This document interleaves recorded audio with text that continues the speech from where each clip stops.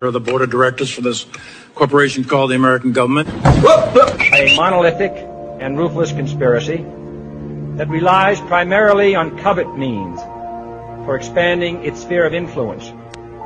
It is a system which has conscripted vast human and material resources into the building of a tightly knit, highly efficient machine that combines military, diplomatic, intelligence, economic, scientific, and political operations.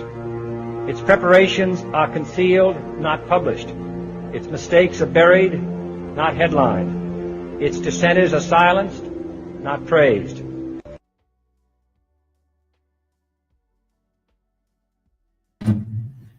Good morning, ladies and gentlemen. That clip is actually quite apropos for today's stream.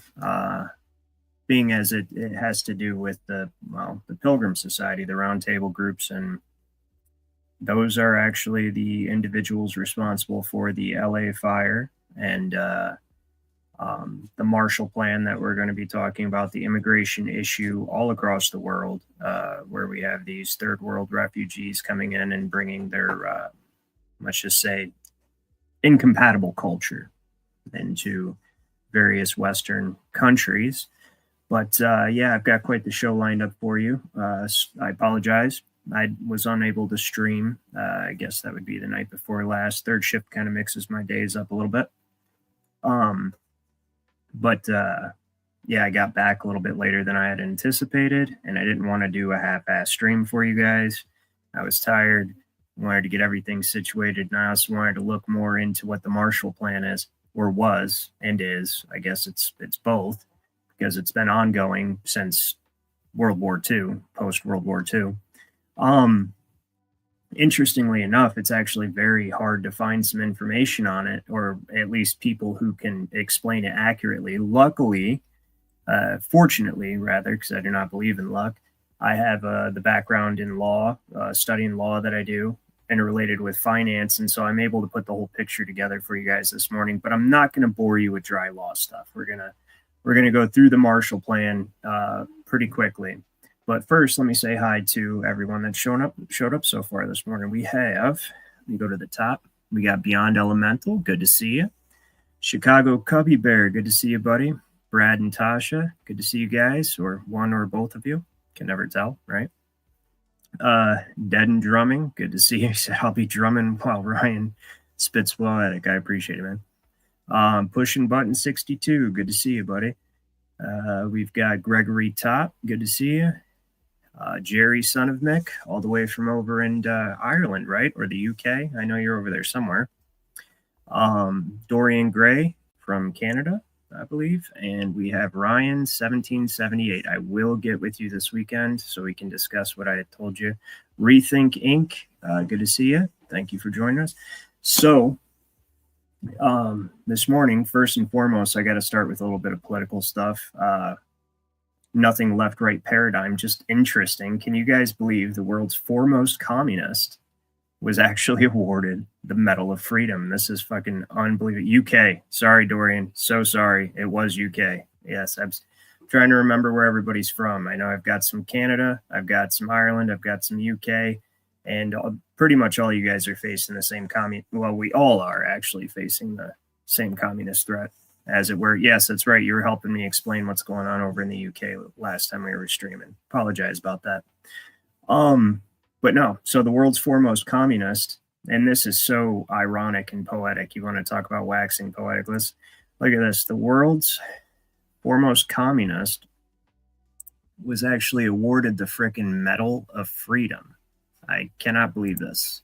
Biden, I mean, or whoever is pretending to be Biden, whoever that is behind the rubber mask. I mean, the guy looks nothing like the original Joe Biden. That's not even a conspiracy theory. It's just put a side by side next to him. I don't care how much you age. Your entire face doesn't change. Your earlobes do not change. You know, it's just not, it's not possible. But George Soros was awarded the frickin' Medal of Freedom. The dude who hates freedom more than anybody on the planet was awarded the Medal of Freedom. It's unbelievable. And his evil Weasley little son Alec, look at the look on this guy's face. Like, what a psychopath. Look at this guy, right? Medal of Freedom. Unfreaking believable, dude. And then you guys would be interested to know, hey, thank you, Enrem. I appreciate that. Yes, we have reached 1,000 subs on this channel. I wasn't going to make a big deal about it. I'm focusing more on the channel, growing the channel now. Also have to be a little bit more careful on YouTube. Speaking of which, tomorrow night, I am going to do a Rumble exclusive on Hollywood.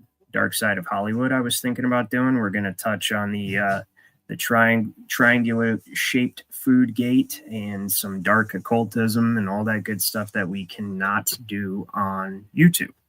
So I hope that if you have not subscribed to my Rumble account, good morning, Mac. Good to see you. If you have not subscribed to my Rumble account, I will put a link in the description of this after I publish this video. And I hope to see you there. Beyond Elemental, I know you cannot join us. And like I said, I'll do as many streams as I can, both on YouTube and Rumble, but just not every single one I'm going to be able to do because I've got to cover some of this heavier, non-politically correct stuff. And we can only do that on Rumble. But that's tomorrow's problem. So back to this. George Soros gets the Medal of Freedom. I mean, so we're talking about the guy who funds every commie DA around the world, actually, because it's not just the United States. His eye is on the United States, but it's not just the United States. He funds every corrupt judge, every communist politician, pretty much most of the politicians. I mean, if we're to be honest, and the other ones, you know, it's hard to say. And then this guy gets the Medal of Freedom. It's pretty incredible. It is laughable. It's absolutely laughable. So hopefully I didn't offend Dorian too bad by telling him he was from Canada. Hey, if you're still here, Dorian, let me know, man. But you guys will find this interesting, what he decided to say the week after he awards George Soros the Medal of Freedom. I'm going to have to actually share the particular window for this one. Or the tab, rather. Yeah, let's start this over. So a week ago, I want to warn the country of some things that give me great concern. This is a dangerous concentration, and that's a dangerous concentration of power in the hands of a very few ultra-wealthy people.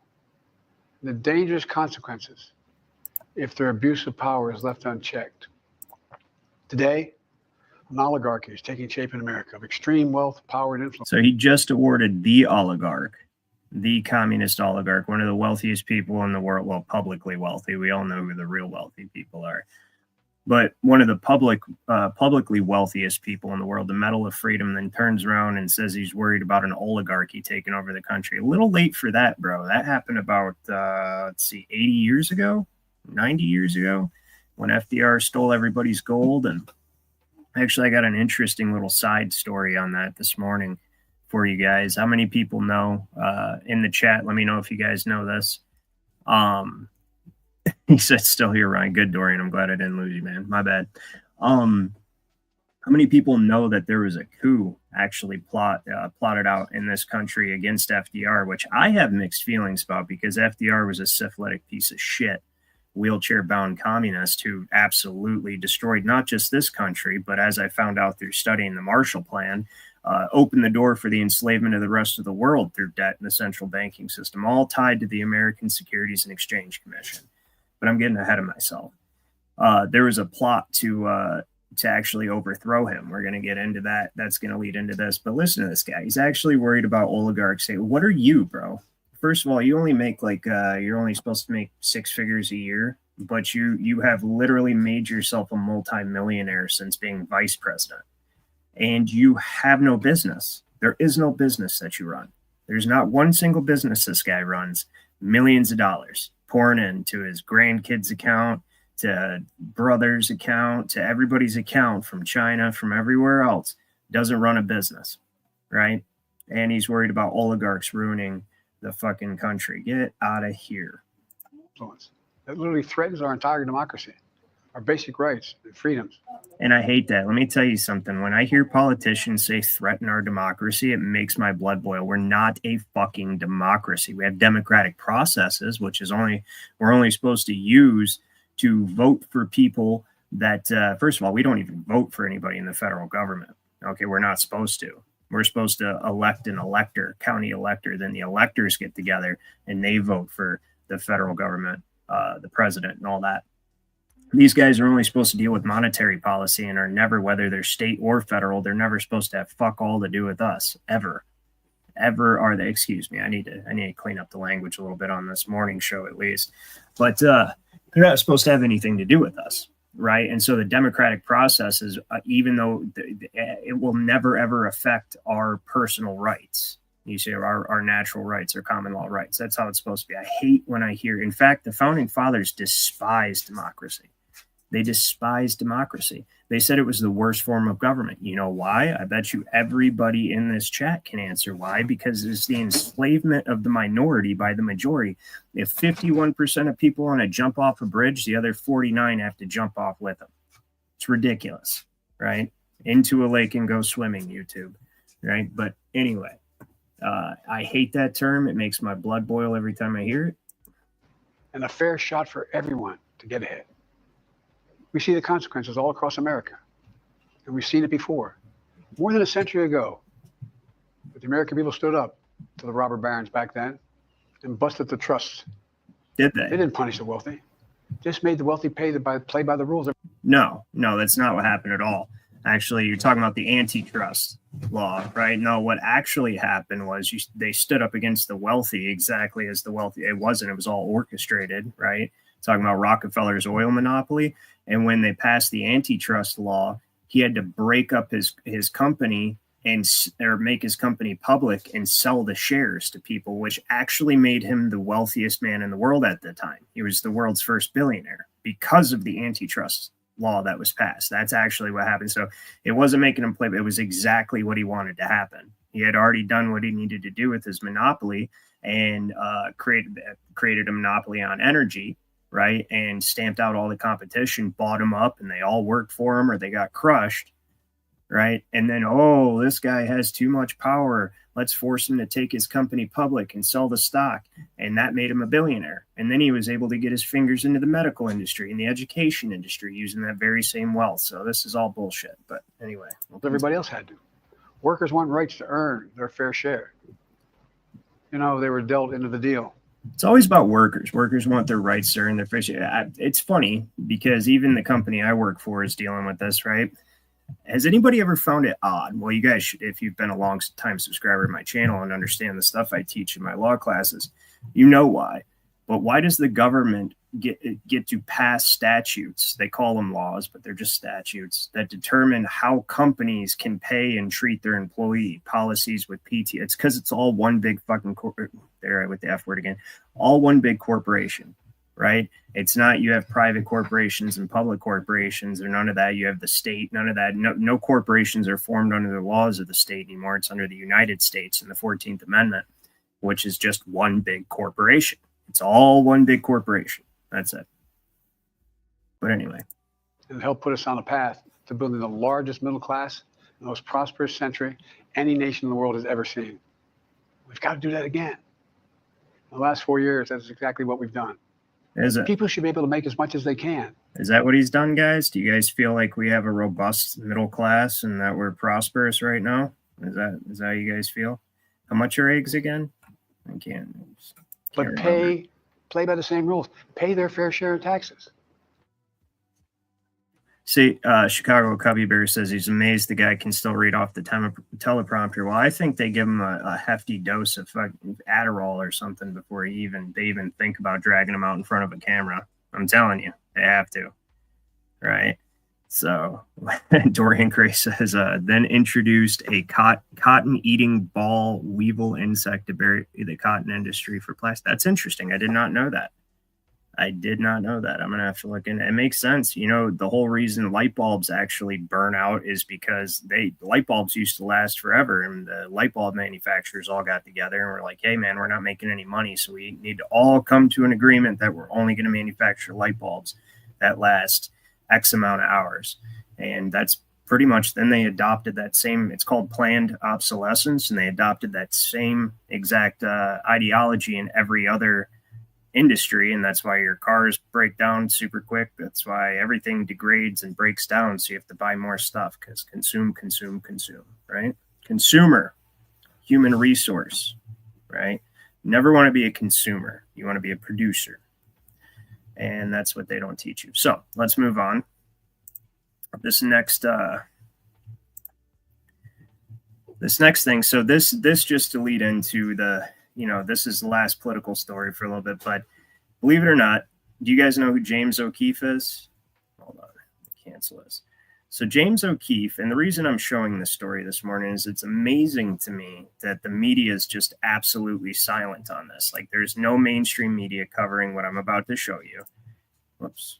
And it's very telling, not that anybody would believe him anyways. If they did cover it, it'd probably be in a really jaded kind of way. But James O'Keefe actually went undercover about a week ago with a high-level FBI. He's the FBI liaison for basically the corporate oligarchy and the government corporate oligarchy. And he went undercover with this guy. Well, he actually sent one of his agents. So what O'Keefe and those guys do is they take pretty girls and they get them on dating sites and basically fish these high-level guys out of the government. And then, with a pretty attractive girl, get a couple drinks in them, they start getting loose lips, and they say some pretty crazy stuff.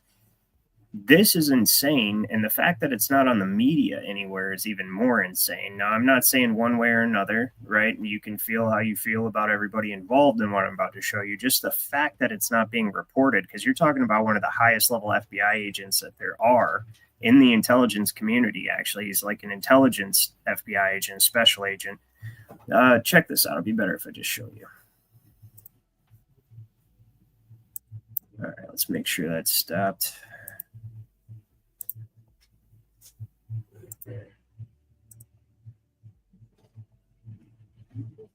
And I work at this top consulting firm, and my client is the Pentagon. So I'm embedded in the Pentagon. I work in the Joint Staff, which is the top military. So look at this guy's accolades, right? Senior advisor, Joint Staff, Department of Defense, former special agent FBI, former special assistant to Hillary Clinton. I wonder how many chickens he gave up to Moloch. I mean, I'm just saying, this guy's probably had a baby sandwich or two, right? Some baby back ribs. Ugh, I just made myself sick saying that. It's disgusting. But I am also being serious, because you don't be, so this guy's going to talk about how he was close to Hillary Clinton in college, and after college immediately went to work for her. And then when she was Secretary of State, he was a special assistant to her. So I imagine he definitely knows where the bodies are buried. I'm just saying. And yeah, anyway. Military command. Once you lost, I went into the intelligence community and I became an FBI special agent. So I became a spy hunter. So I was a counterintelligence agent, special agent at the FBI. What's your overall assessment of Trump? He's a sociopathic narcissist who is only interested in advancing his name, his wealth, and his fame. Is there anything you can do to protect American people from stuff that he might try to do? I'm in conversation with a couple of retired generals to try to explore what we can do. Who were the retired generals? This is interesting to me for several reasons. One, because like I was just telling you guys before with FDR, this isn't the first time this has happened in American history. Right? Yeah, I agree with you. I agree with you guys there for sure. But his shoes are bright red. Yeah, more than likely, that's probably true. Let's see. He says, brightest minds of all the agencies and fall for the honeypot every time. Yes, they do. You'd think that they would, being in the intelligence community, this is like intelligence trick 101, right? Like spycraft 101 is send a honeypot after you. But this has happened before. This happened before with FDR. And like I said, regardless of how you feel with anybody involved, I'm just showing you guys because the news is not showing you. And I don't know if any of you guys had even known this was happening, but listen to what he's about to say. Can't see my cursor. That you were going to talk to. They're like 1, 2, or 3-star generals and admirals. You probably know maybe 4 stars. So I also have a big day tomorrow, probably the biggest day of all. So we have this huge meeting with military leaders in a very secure room called the Tank. Ooh. So we have a tank meeting with like all of the top leaders in the United States military tomorrow on my topic that I prepared. So it went well. I think it went well. Very sensitive information. We're gonna have to keep it between us. Keep it between us. Specialize in artificial intelligence and emerging technologies like quantum, cybersecurity. Yeah. What's quantum? I haven't heard of it. Quantum is incredibly fast supercomputing that doesn't yet exist but will soon exist. And when it does, it will change everything. Hegseth. Who's that? Secretary of Defense. He's cheated on all. So let me skip ahead through all this. I just want to show you. If you guys want to watch it, I'll link it.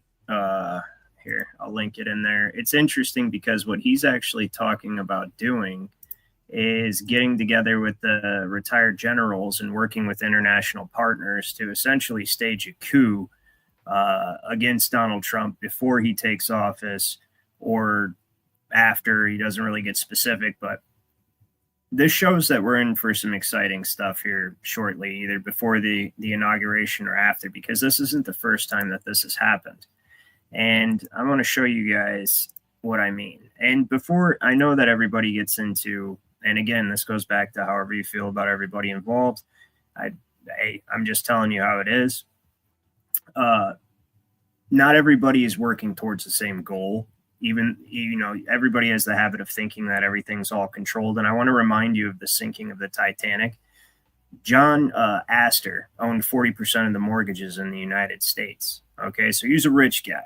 Highly doubt that he was a super awesome guy in the eyes of, poor people or common folk, however you want to look at it. But he did oppose the establishment of the Federal Reserve, and he held too many of the mortgages in the United States to be able to establish that without him going along. So J.P. Morgan, who owned the Titanic and the Olympic, its sister ship, and I'm not even going to get into all of that about how it was actually the Olympic, but I'm sure you guys are very well versed on the Titanic lore and how that went down. Well, he killed the guy and every other wealthy person who opposed the Federal Reserve.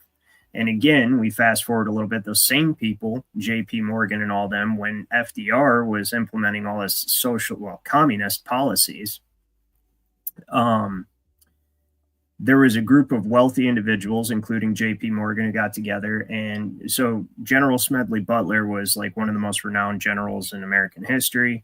He also wrote the book War is a Racket, and about how he was essentially an enforcer for big corporations when he worked for the military, because that's what the United States military industrial complex became throughout the early, mid, late 90s. That's all it is, So he became an enforcer for like Chiquita or whatever that banana company is. He'd go down to, the third Latin American country where the bananas were grown and make sure that, got a good price on them. If we didn't get a good price on them, then, military goes down. And that's like the stuff he did. He wrote a whole book about it. Well, JP Morgan and everybody got with this guy, and they were like, hey, we need you to, you have the respect of all the war veterans. And they're pretty pissed off because they're not getting all of their bonuses and stuff or whatever. They were told they were going to get some stuff after the war. Now, I can't remember exactly what it was, but they were basically going to march on the White House. They did march on the White House. And JP Morgan and them wanted to capitalize on this fervor and get Smedley Butler to stage a coup against FDR. And believe it or not, he turned him down. And instead, he acted like he was going along with it. And then he turned around and went and told Roosevelt what was going on. Now, because these people were so powerful, FDR didn't dare try to arrest them. But what he did was leak the story to the newspaper, which then saved his syphilitic ass. So I've got a little clip of Smedley Butler, and then we're going to get off politics stuff and get into the Marshall Plan and the LA fires and some international news here. But let's see here. Let me show you. All right. Now, if you're just tuning in, this is going to seem really boring because you didn't hear the preamble to the video. It's an old video, black and white, as you can see.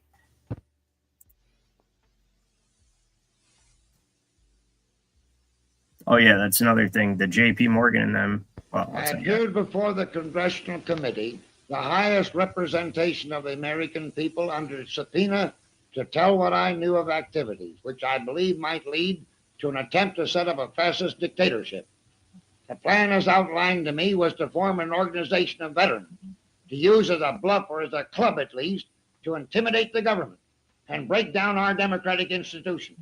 The upshot of the whole thing was that I was supposed to lead an organization of 500,000 men, which would be able to take over the functions of government.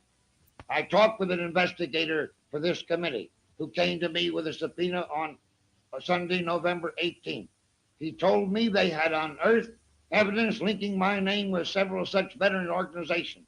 As it then seemed to me to be getting serious, I felt it was my duty to tell all I knew of such activities to this committee.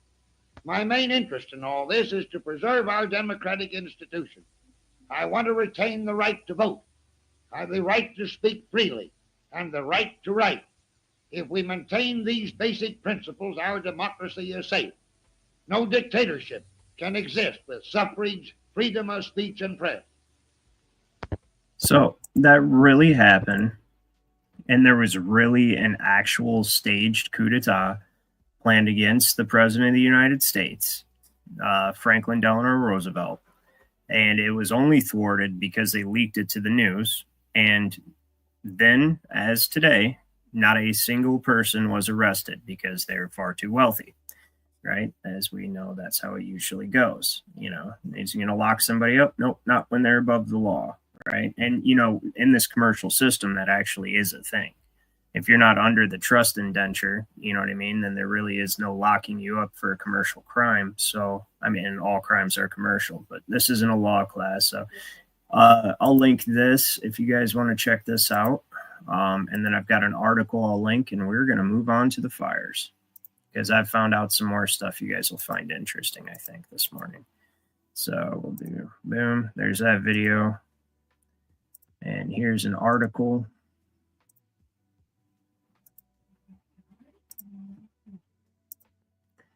And there you go. You guys can check that out in your own time. It's actually a very interesting story. And like he says here, actually, I'll read this a little bit because this is actually enlightening about the corporate oligarchy. This is an excerpt out of his book, War is a Racket, right? It says, I helped make Mexico, and especially Tampico, safe for all American oil interests in 1914. I helped make Haiti and Cuba a decent place for the national city bank boys to collect revenues in. I helped in the graping of half a dozen Central American republics for the benefit of Wall Street. The record of racketeering is long. I helped purify Nicaragua for the international banking house of Brown Brothers in 1909 to 1912. I brought light to the Dominican Republic for American sugar interests, right? Sugar interests.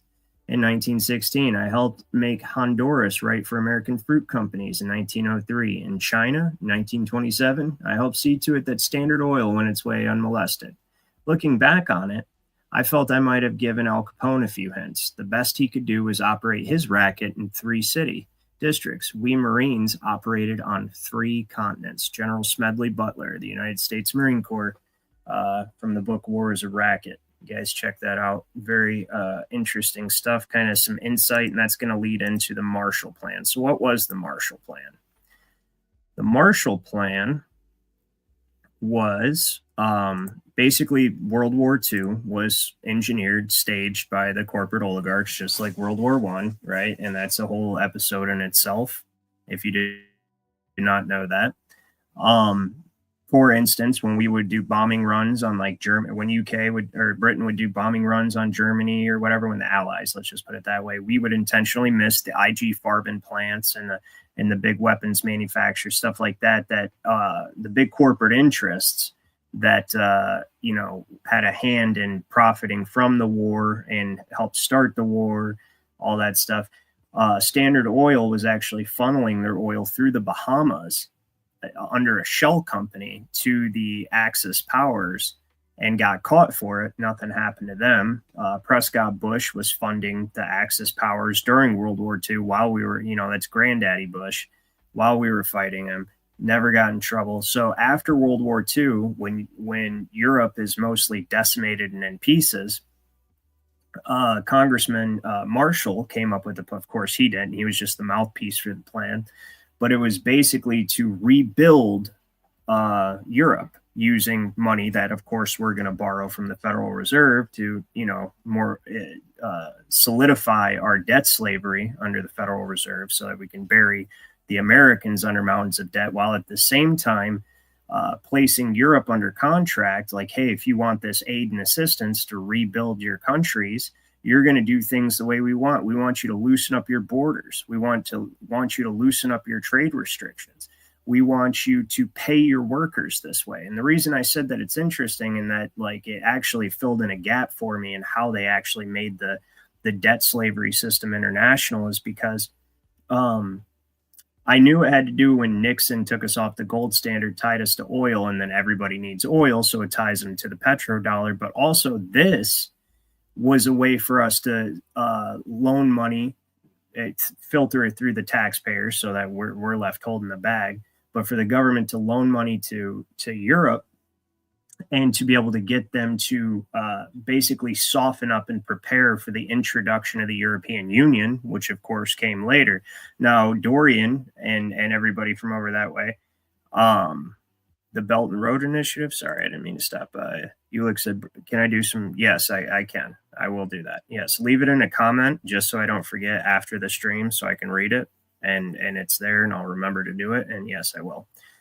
But soften them up for the European Union, the creation of the European Union. So this has been basically what a Marshall Plan is, and the term that it's used today is basically cause absolute and complete devastation and destruction, and then allow international investments to come in and create new contracts for that area that basically force the people to either live that way or not have shit.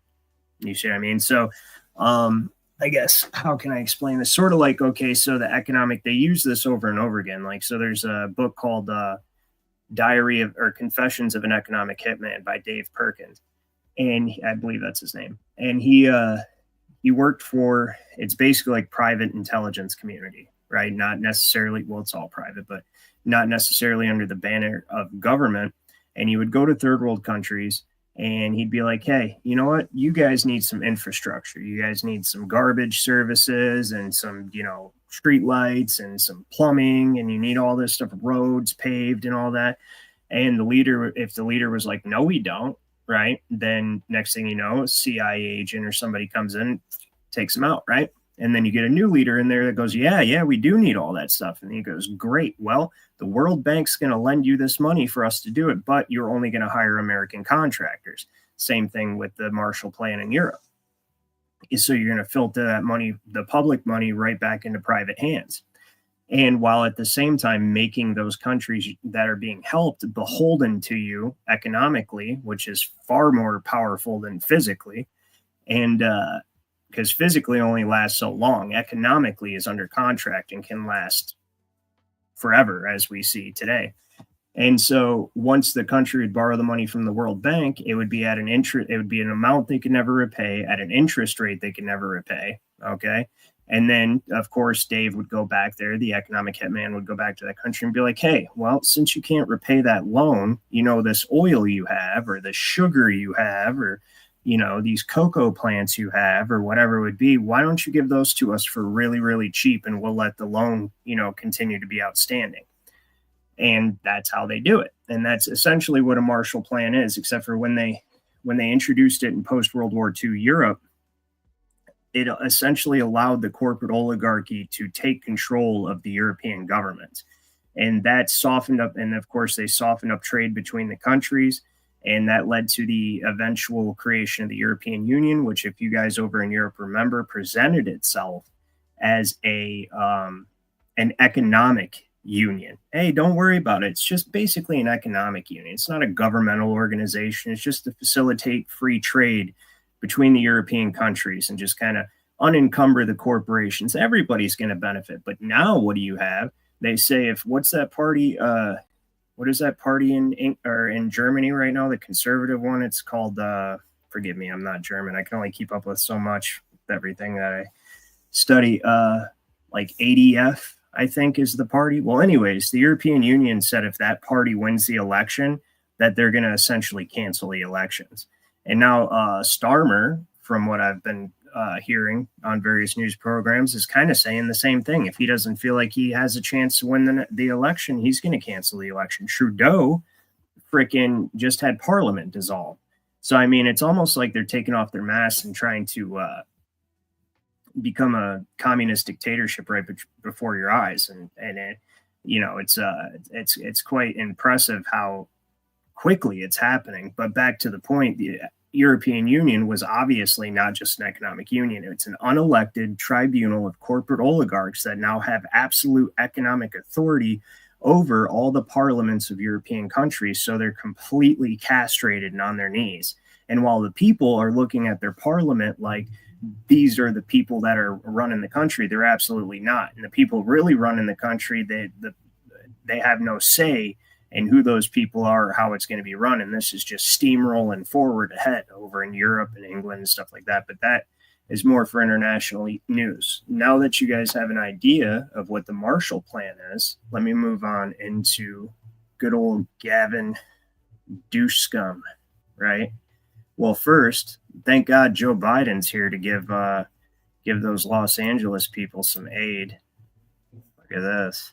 This is ridiculous. I can't believe this. And actually, if I was in North Carolina, if I was in Asheville right now, I'd be pissed because they have to pay theirs back. There. Water, baby. And I want to be clear. We're not waiting until those fires are over to start helping the victims. We're getting them help right now, as you all know. People impacted by these fires are going to receive one-time payment of $770. $770. My God, that's going to be helpful. Water, baby formula, and prescriptions.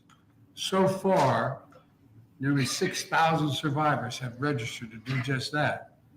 And there's our favorite word if you watch my Saturday Night Law classes, registered to get $770. So what'd you just give away? What'd you just give away title to get that $770? Huh? How many people you think read the contract that they signed to get that? Probably the same in Asheville, right?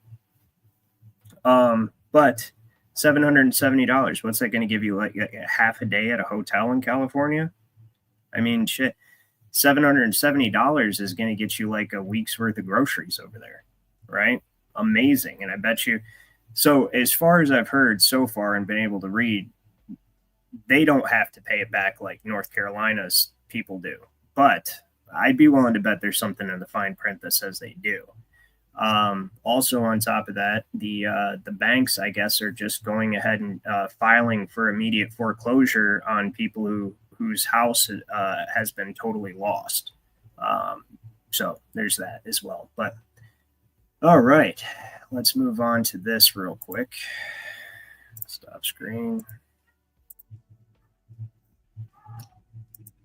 This is old Gavin Newsom talking about his Marshall Plan. This was not a slip of the tongue, guys, at all. He said this intentionally because they're doing exactly what they did in the post-World War II era. You're organizing a Marshall with all of that.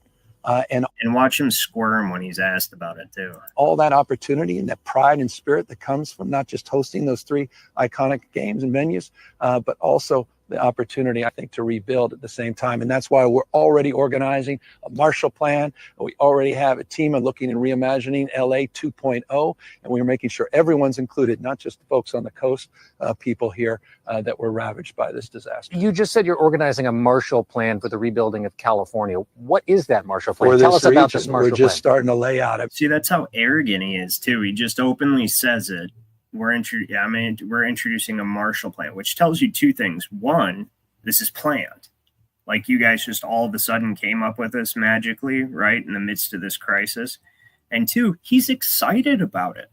He's excited about it. People are losing everything they own, like financially, sentimentally, in every way, losing their lives in some cases, though the death toll is surprisingly low, and that's good.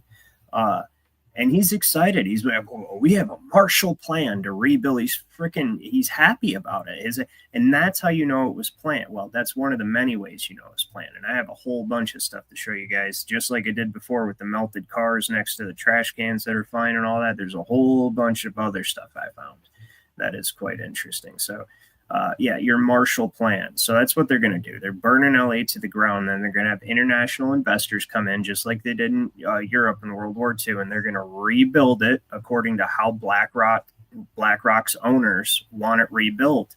And if you're going to live there, you're going to adhere to the smart city. You're going to have to live in a smart city. That's it.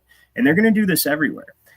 Well, not everywhere, but they want to do it everywhere, but they're going to do it in all the major cities. And I actually have started to compile a list of cities that are slated to be, he is a sick puppy, Jerry, that are slated to become smart cities. And I'd be willing to bet, and I would look in your area if you're in the United States, well, hell, if you're anywhere, look in your legislation and see if your city is slated to become a smart city. Because if it is, I would paint your roof blue, and I would reinforce your home, and I would probably buy some arms if you're able to for the whoever else they're going to send to loot and all that stuff during the chaos. Because why would they buy people out? They tried in Lahaina, okay? They tried to buy those people out, the indigenous people. They tried to buy them out. They refused to sell. And so what did they say? What did the elite say? Well, great, we didn't want to buy it anyways. We're just going to burn you out. How's that sound? Well, I'm sorry. That was YouTube. It was entirely coincidental and accidental, right? That the whole place burned down right where they wanted to build a smart city. Also, Gavin Newsom is in constant communication with the governor of Hawaii about the investors in Lahaina, right? To get an idea of who he's going to allow to invest in LA. Right? Weird. Same scenarios going on there. But so here's a few parallels of what's going on in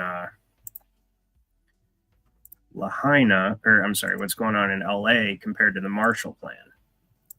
So, both the Marshall Plan and the World Economic Forum initiatives aim to rebuild or reshape economies. The Marshall Plan focused on Europe post-World War II, like I was telling you guys. The WEF addresses contemporary global challenges like climate change, inequality, and digital transformation. Well, that fire was exceptionally inclusive.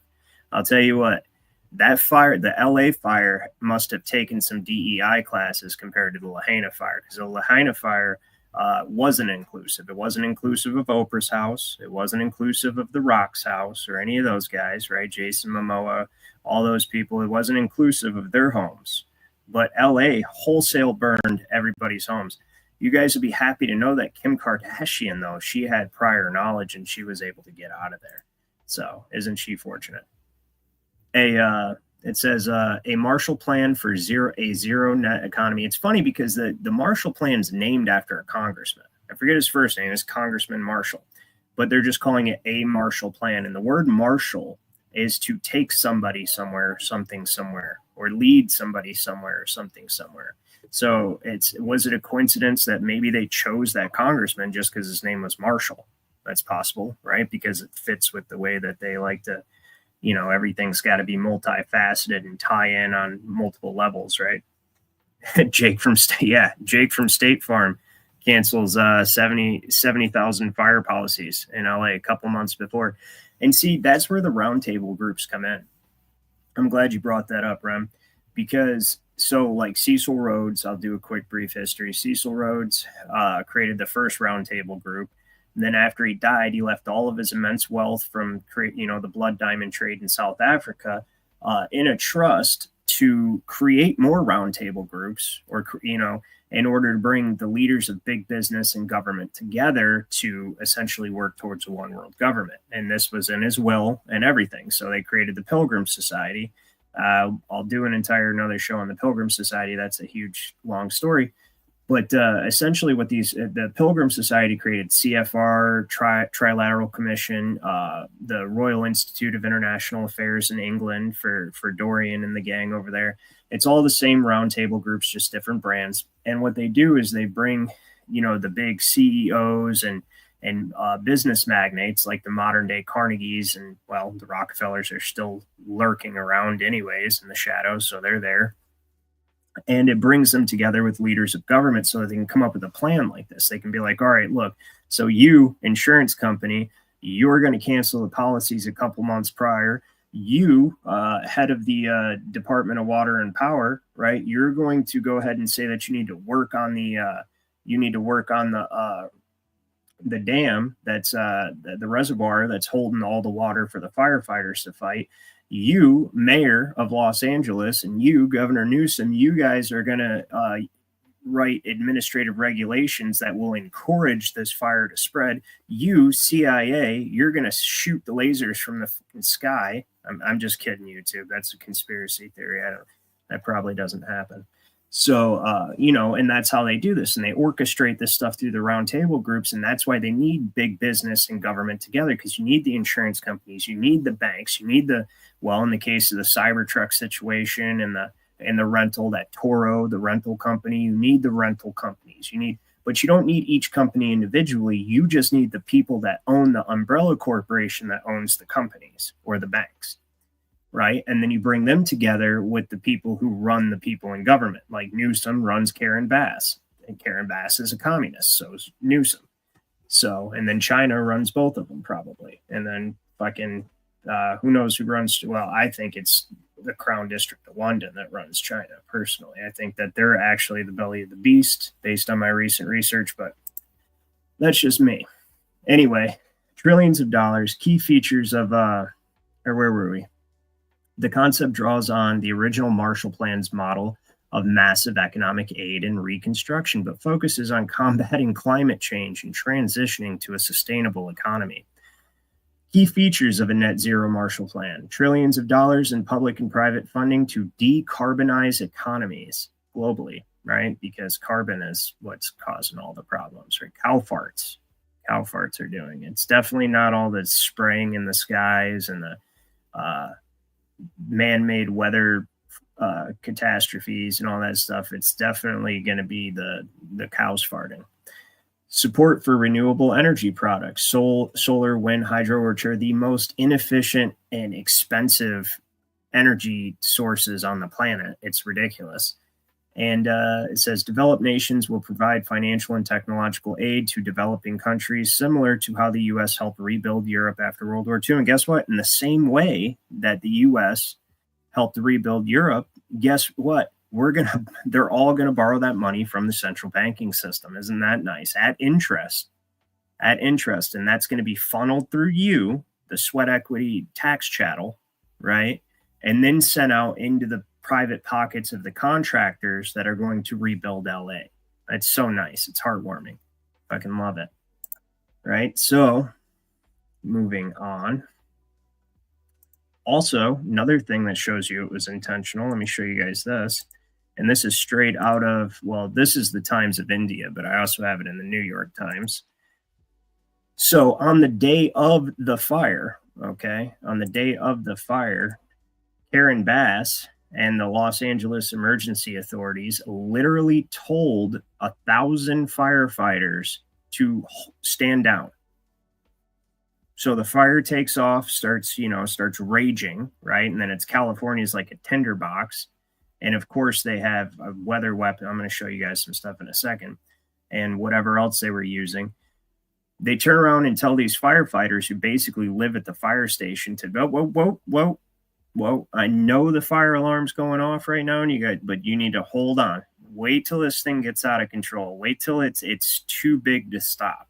This literally happened. Look at this. This Times of India. I have it in the New York Post, I believe this is. Yeah, New York Post. LA bosses sent just 5 fire engines to the Palisades fire while holding back 1,000 firefighters and 35 trucks in the critical first hours. Now, what excuse would they possibly have for doing this? Is that an accident? Is that incompetence? Or is that absolutely intentional? It has to be intentional. Everything about this is 100% intentional. I'm sorry, I take it for granted when I see dumb shit like this that it is intentional. And no, I'm not signing up to the New York Post. You can fuck off. But you know, it pains me to realize that so many people are watching this happen and they think that this is just an accident, like a tragedy, right? They think it's incompetence. You listen to the news, the CIA agents, the Mockingbird media sit there and tell them, you know, we're getting an update from authorities right now. And, oh, our sheriffs are heroes. They were going out and helping people, you know, going into the blaze, trying to evacuate people who didn't listen to the order and all that stuff. And they create this air of panic and emergency. And, oh, my God, it's just how, you know, what incompetence. No, dude, they held back 1,000 firefighters for hours when the fire started, emptied the reservoir, defunded the fire department just prior to the fire starting, right? It's insane. Us didn't check the fire hydrants, okay? Didn't check the fire hydrants. Didn't rake the forests or any of that stuff, so there's a bunch of dry timber everywhere, right? Like a big tinderbox. Didn't cut back the eucalyptus plants, so that's basically like oil, gasoline, right? Didn't shut off the gas. Check this out. They still haven't shut off the freaking gas. This is insane. Hold on, where's the gas at?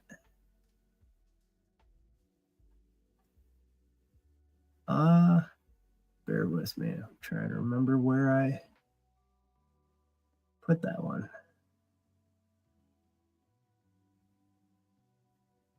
Is it? Oh, no, that's the immigrant.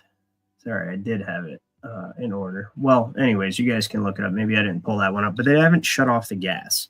The gas is still on. Like, you have to go shut off your own gas. You would think that'd be one of the first things you do is shut off the gas, right? But no, everybody's gas is still on. So, I mean, that makes sense. It's still right now as I'm speaking to you. But good thing, I'll tell you what, my heart, the cockles of my heart are warmed knowing that Kim Kardashian was able to save her Prada shoes because she had advance warning. Check this out.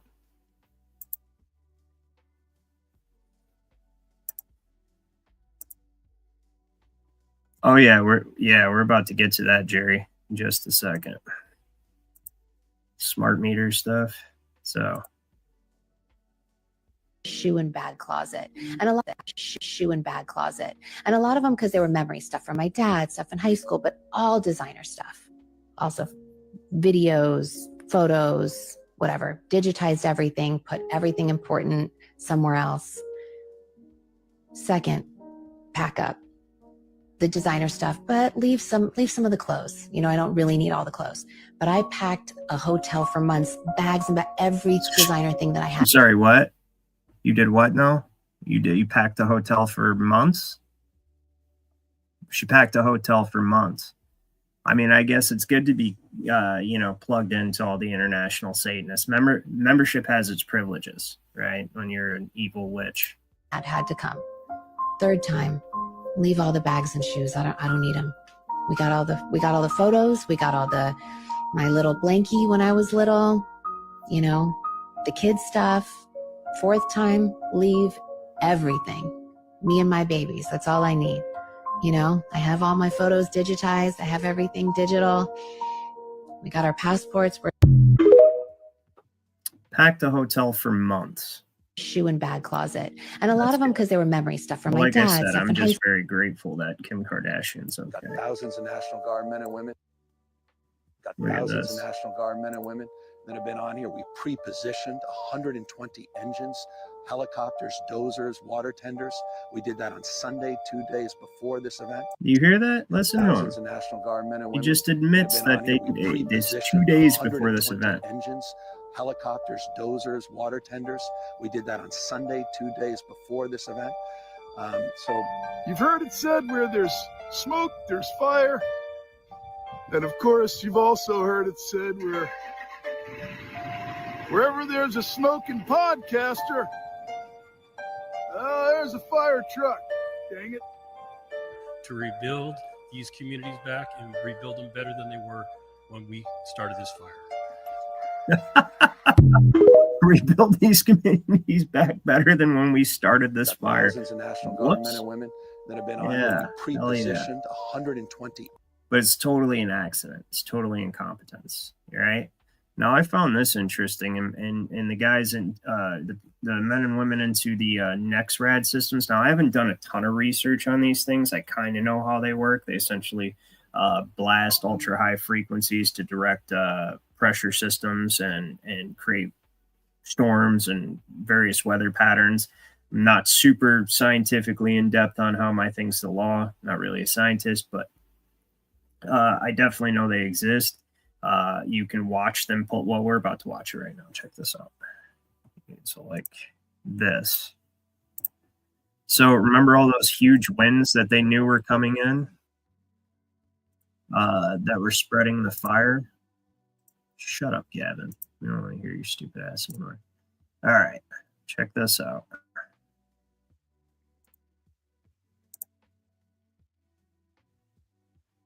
Going to blow your mind. Once again, we are looking at Area 51. As these fires are going on in Southern California, they are laying something over Area 51.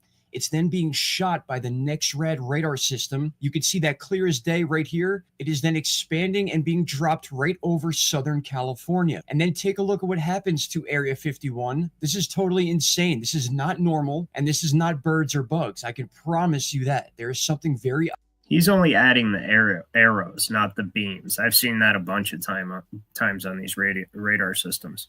Odd going on with the military or something that's taking place in Area 51 and then being dropped in the sky, which is then carried over by the jet stream or some sort of wind pattern into Southern California. I talked about this yesterday when we predicted these wildfires based on a northwest anomaly that we saw, totally again from the like NexRad radar system, which then led to insane wildfires in Ventura County. Now we are seeing more and more of this being dumped over Area 51 and then flows into Southern California. What is going on here? And then look at how the NexRad towers go absolutely berserk. There is no chance that this isn't related, my friends. This is now 2 days in a row we have captured this happening over Area 51 and flowing down into Southern California, exactly where these wildfires are. And I know a lot of people will give us a hard time for talking about this, but how can you not? This is not a coincidence whatsoever. And I'm going to continue digging into this to see exactly how long they continue this for. If you look close enough, you can find stuff like this every day on these satellite charts. All right, so one final time, let's dissect this right here. We have it dropped over Area 51, a perfect lineup with where the base is. And just like yesterday, as soon as it's laid out, we have the zap coming from the radar, the same one coming from Nevada right here. Then we have the expansion as it moves into Southern California. Just like yesterday, those radars start going off and crazy. And that's when this disco party begins in Nevada. Check this out. This is just unbelievable to see happening and then have no one point this out. Just as the cloud is getting over Southern California where all the wildfires are, we start seeing the NexRad towers from different states crisscrossing right over Area 51. Those are where our scalar beams are happening. And this is just insane to watch. You can see that cloud dissipating over Southern California and the Baja. We'll backtrack. You can see it come back, and it originates right over Area 51, my friends. I appreciate each and every one of you. Please share this video. This one will get attacked for sure, but it's time each and every one of us stand our ground and show people what we believe in. I hope you're all doing well, and I will see you all in the next one. Take care. That's pretty interesting right there. What do you guys think of that? A little bit of zappy zap, right? Some strange, I don't even know what the hell that is, but it's floating right to where the fires are and end up being. So, hey, any of my scientific subscribers, feel free to either in the chat or in the comments, let me know exactly how the hell that works. But I would not say that's unrelated to the fires, personally. I mean, yeah, that's pretty interesting. So now we'll get to what Jerry was talking about earlier. So we've got multi-front. We've got, of course, the feigned incompetence of sending your supplies over to the blue and yellow country, the surplus firefighter supplies. So now they're having to put out fires with a handbag because it was surplus. It was extra. So they had handbags laying around. They didn't need fire hoses and equipment. They just sent that overseas. Draining the reservoir, every other thing that I've been telling you guys. We also have this aspect. Oh, and apparently the NexRad stations. are also on top of this. I mean, they're throwing everything they got. This looks like like an attack. It's warfare, just like Biden said in his speech. It was like looking at an attack. You know, you'd have one house would be completely gone. The house next to it would be fine. That was Biden's words, right? Look at this. This guy has a pretty interesting testimony here. Oops, we don't want to share the window. Then you guys won't hear it. The country, California. So today we're going to hit on why you should opt out of a smart meter. And here's an example right here. You know these Palisade fires going on in California? Check this. Then let's take a listen at the PG&E meter reader and what he says about smart meters. If they do catch on fire, then they are remotely turned back on. Interesting. Then I decided to do a little digging on who has the most smart meters in the country. California, 13 million units on 14 million houses. So if smart meters catch fire, this would lead to wildfires all the time. So then it turned out to be true. Check this out. Crisis averted. Ontario smart meter explodes next to gas line. Think about that. Smart meter was burned on the house. Hey, talk about the glass half full. Crisis averted. Not your smart meter just blew up, but thank God it didn't blow up the gas line. And that's what they report. Crisis averted. Not why the hell is the smart meter exploding? That should be the headline. No, it's crisis averted. Okay, could have been worse. No, dude, why is it exploding? What are you talking about? Crazy. Smart meter catches fire. Utility company denies homeowner's damage claim. Isn't that interesting with the insurance being removed a couple months prior? Look at this one. Smart meters linked to 13 fires in Ontario. Fire marshal says, seems like a lot of people know about these fires caused by these meters. And here's another one where it talks about they can't handle severe weather. Interesting. And PG&E. And it's interesting because YouTube has wiped a lot of this off the internet, but here's a smart meter starting on fire, and then the whole house goes up in flames. YouTube might take down the video. Enough, some of the houses in Los Angeles didn't catch fire that didn't have a smart meter, but the ones with the smart meter ended up looking like this. Interesting. So I do want to go back and address a comment from one of our Rumble subscribers over here. He says, where the hell did his comment go? I just had it. There we go. Sinbad 515 says Santa Ana's come in autumn. Is that what those winds are that they're saying is right? Is there now in winter? That's interesting. Totally wrong season. So just wanted to address that. Yes, it is silent weapons. I actually have a Deborah Tavares. She's one of the ones who made silent weapons for Quiet Wars, which is she made it. She didn't make the document, obviously. She made it popular by getting it out there on videos and having it on her website, which is highly shadow banned. Her videos, every video I looked at for, she had called this. There's an entire plan to burn the Northern California to the ground, and all of the videos have been scrubbed. But I found some emails on her website we're going to go through here in a few minutes. But with that being said, that book or that document is excellent for understanding how they use shock testing. I believe they're using shock testing now with data, right, by staging these various events. Or if these events are always multifaceted, like they want the smart city, they're using the Marshall Plan, like they said, and it's basically I wouldn't even call it a gentrification. I'd call it almost like a clean slate of LA. But also they want to see what everybody says about it. And that would be a form of shock testing, and also how it affects everybody, how everybody responds around the country. Did people panic? Do they start getting sick or anxious more? Stuff like that. Very good document, though. They basically break the economy down to algebraic formulas used in electrical circuits and, inductors, conductors. An inductor would be like welfare. A conductor would be like a tax cut, stuff like that. But that's for another show. So I also have this video I wanted to show you guys. This is another smart meter thing. And apparently I didn't know YouTube was censoring these, but we'll see if it makes it, right? Not really worried about it too much. I mean, we did just reach 1,000, but hey, we're almost at 1,000 over on Rumble too. So Hold on a second here. So I talked to the owner of this house right here in Pasadena. I talked to the owner. The owner does not have a smart meter on this house, on the front part of his house. There's no smart meter, no smart meter. So the house did not burn. The back house is the... So the house out front has no meter, and it's perfectly fine. The house in back had a meter, and it is one massive cinder. Part of the house that had the smart meter, and everything in the back of his house is burnt. No smart meter, smart meter. No smart meter, nothing. Nothing's burned. Well, the trees, but the house state is perfectly fine. But the back house is completely gone. And that's the one with the smart. So I talked to the owner. Now, FYI, there is a way to opt out of PG&E's smart meter. They charge you a fee, which is really a fine for not having this explosive device on your house.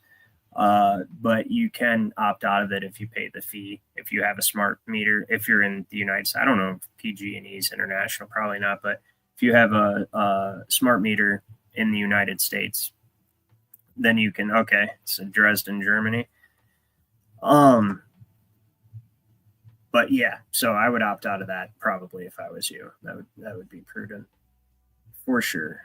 So definitely, oh, there was another bit of information. I didn't pull up a video on it, but I guess China owns some of the power, the transformers in Los Angeles as well.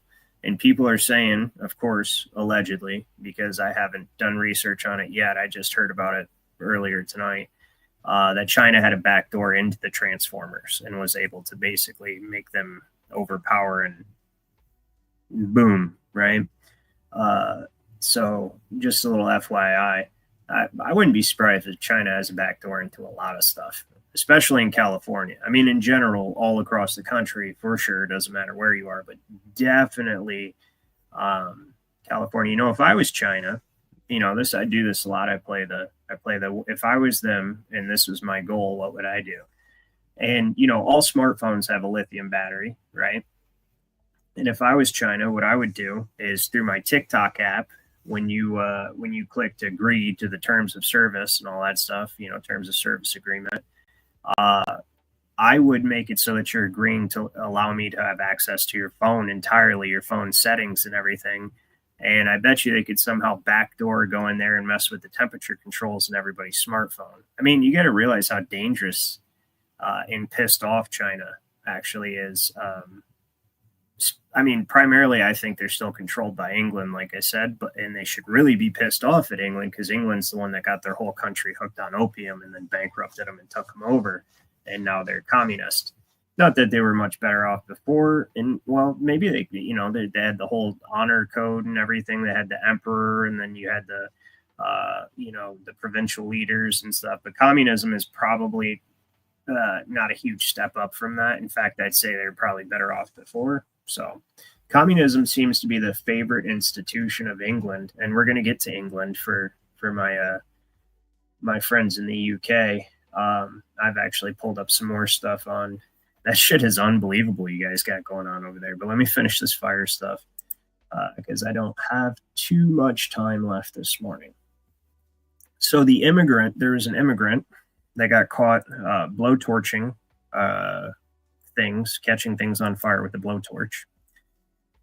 And apparently when he was arrested, and there's a bunch of people saying this, apparently when he was arrested, he got caught with 5 cell phones and a United Nations prepaid debit card. Now, I'm inclined to believe this because it seems to be primarily immigrants. They're catching, you know, setting fires, because, you know, catching fires doesn't make sense, but setting fires.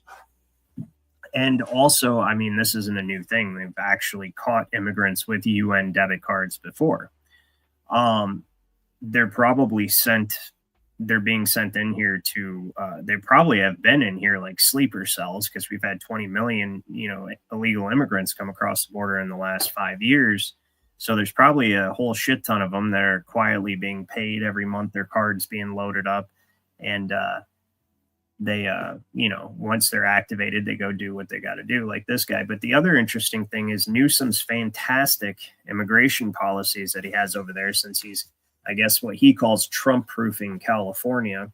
It's a sanctuary state, and he's going to do more extreme shit, which is also another psychological operation that's going to take place, where we're probably going to have a form of a civil war over this whole immigration thing, and they've got us between a rock and a hard place, because it has to happen. We can't have all these people that are from countries adverse to the West in general sitting in here waiting for China or whoever to activate them, or, the globalists, whatever they do, some shadowy organization to activate them and then have them carry out attacks. Not only that, but the cultural problem that I talk about is where you can't mash two incompatible cultures together. They're getting to stay in hotel rooms while veterans are on the street, homeless, sleeping on the sidewalk. They get free food. They get set up nice, right? And it's all being funded and paid by our sweat equity, because we don't have money.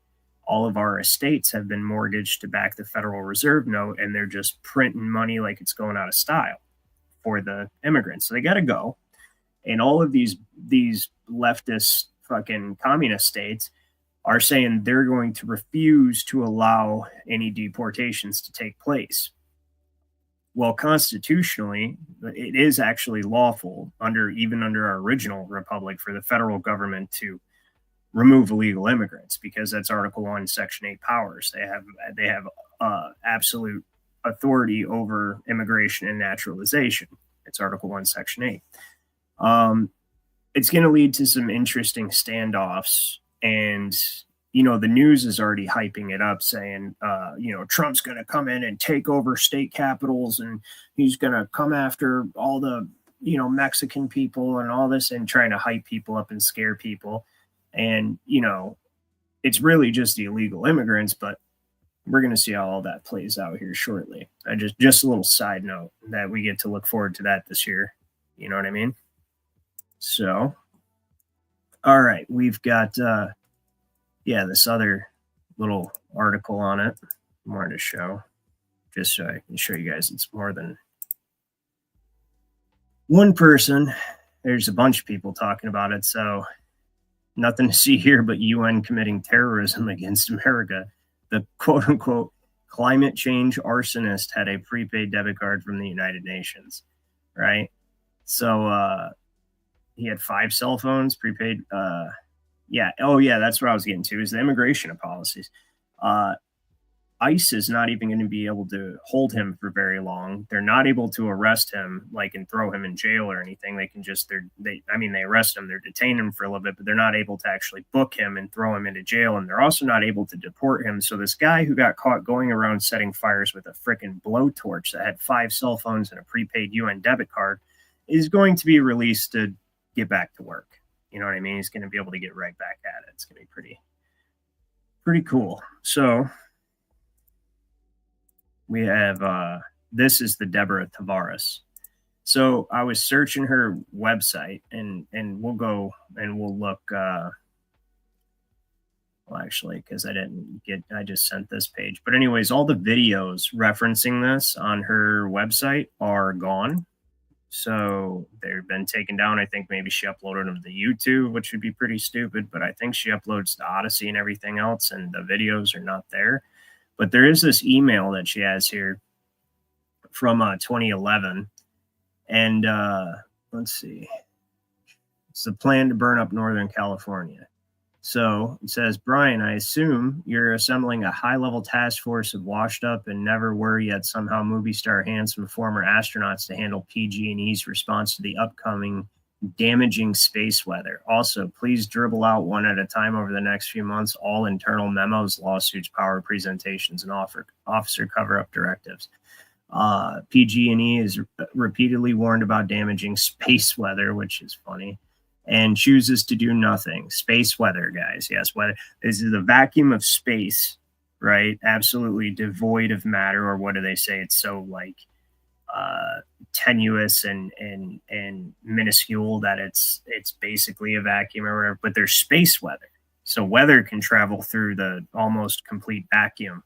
somehow. Not really sure how that works. But also, anyway, where were we? I was warned about the damaging space weather and chooses to do nothing. Then has its lawyers blame its customers, aka Earthlings. Yeah, well, that's interesting. We'd have to find the whole damn video because here's the issue. So she has this, and this is why I get all of her stuff on here. She backs up with receipts, except for space weather, but that wasn't hers. That was the email from these people in California. It's from PG&E corporate recipients, right? So this is probably internal memo or memo from that. But if we go up here and we search and we say plan and we go Northern California, you guys will see what I'm talking about. So here's the search results. So we've got the plan to burn up Northern California disclosed 9 months ago, right? And this is from an article from 2018, December. We click on this and video unavailable. Video unavailable. Video unavailable, right? Fantastic. So I would be inclined to think that there is a little bit something to, there might be something to this. Oh, wait, what do we got here? We got action. Okay, hold on. Maybe I should have just clicked the damn link. This Bohemian Grove. Yeah, I don't know if we want to get into this on YouTube. This looks oh yeah, this is a Rumble thing. I'm glad I clicked on it so I know that it's here. And we'll do that tomorrow night on Rumble shit. Yeah, we don't need well, it's probably already gonna get struck as it is, but yeah, so maybe on Odyssey, but obviously this has been a long planned event. So and it's part of the Marshall Plan. And it's coming to a city near you. I mean, I would look Norfolk. You guys want to know what's funny? I was actually looking up Detroit because I'm in Michigan. You guys know that. And I was looking up Detroit. And I was like, Detroit, smart city. I bet you they're going to set up a smart city in Detroit. And they're going to have to burn it down, right? Well, then I started thinking about it. And Detroit burns itself down. So actually, they're already well into their smart city. This is Smart City LA. My bad. Where's the damn? There it is, Detroit. Yeah, they're already well into burning themselves down and well into their plan of. See, they did it kind of slick up here in Detroit because we have what's called Devil's Night, and on Devil's Night, the native Detroit people go around and they burn down abandoned houses. Well. And I can't fault them for that. Primarily, the reason they were doing that, if they still do that, is because that's where a lot of assaults happen and, just altogether really awful crimes. So I don't really blame the residents of Detroit for doing that. But it really is a problem that's taken care of itself for the people that want to establish this little situation in Detroit. So basically, they want to automate, just exactly like LA, they want to automate all traffic in Detroit, which will probably lead to Lansing, Grand Rapids, and every other major city in Michigan is going to start getting on this program as well. I don't think they're going to burn any of us down because pretty much all the libtarded people here in Michigan are just willing to go along with this stuff anyways, but you'd think LA would too. So, I mean, I may be wrong about that, but now I want to get on to some international news because I only have about a half hour left. And, man, check this out. This is going to be some risque stuff to get into, on here on YouTube for sure. But we'll see what we can get away with. So we got this fella that is saying, hey, take it easy on me. I just got here. Okay. But I want you guys to read the caption. Mohammed Al-Razul, a legal immigrant from Iran, attempted to do that. He was caught and arrested. And Mohammed says, respect me. I am new here. I don't know it's illegal to do that. That's what Dorian and the gang and Jerry and all them are dealing with over there. That's pretty serious. Okay. Yeah, no shit, Dylan. I agree with you. I agree. That's why I rethought my statement when I thought, well, LA, there's probably not a city that's more cooperative than LA with the communists. I mean, think about it. It's nothing but I seen a clip from the old show with I forget the name of it, Archie Bunker, right? And he's like, why do you want to move to LA?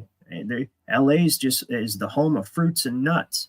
He said every nut's a little bit fruity and every fruit's a little bit nutty. That's pretty accurate. That is LA. And you don't see stuff like that on TV anymore either because that's not politically correct.